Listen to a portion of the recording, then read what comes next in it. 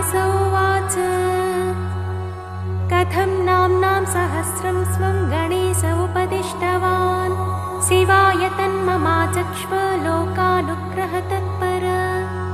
ब्रह्मोवाच देवदेवः पुराराते पुरत्रयजयोद्यमे अनच्चनात् गणेशस्य जातो विज्ञाकुलः किल। मनसा स विनिर्धार्य ततस्तद्विघ्नकारणम् महागणपतिं भक्त्या समभ्यच्य यथाविधि विघ्नप्रशमनोपायमपृच्छदपराजितः सन्तुष्टः पूजया शम्भोर्महागणपति स्वयं सर्वविघ्नैकहरणं सर्वकामफलप्रदम्।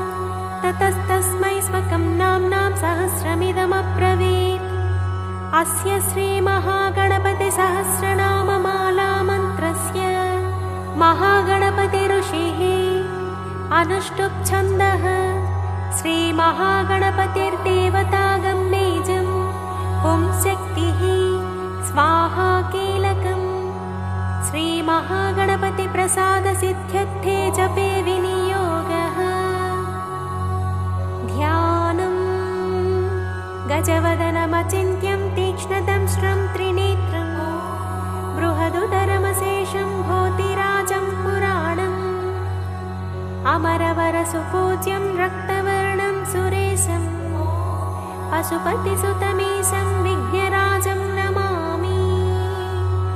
स्तोत्रम् गणेश्वरो गणक्रीडो गणनाथो गणाधिपः एकदंष्ट्रो वक्रतुण्डो गजवक्त्रो महोदरः लम्बोदरो धूम्रवर्णो विकटो विघ्ननायकः सुमुखो दुर्मुखो बुद्धो विघ्नराजो गजाननः भीमः प्रमोद आमोदः सुरानन्दो मदोत्कटः हेरम्बः शम्बरः शम्भुर्लम्बकर्णो महाबलः नन्दनो लम्पटो भीरोर्मेघनादो गणञ्जयः विनायको विरूपाक्षो धीरशूरो वरप्रदः महागणपतिर्बुद्धिप्रियः क्षिप्रप्रसादनः रुद्रप्रियो गणाध्यक्ष उमापुत्रो घनासनः कुमारगुरुरीशानपुत्रो मूषकवाहनः सिद्धिप्रियः सिद्धिपतिः सिद्धः सिद्धिविनायकः अविघ्नस्तुम्बुरुः सिंह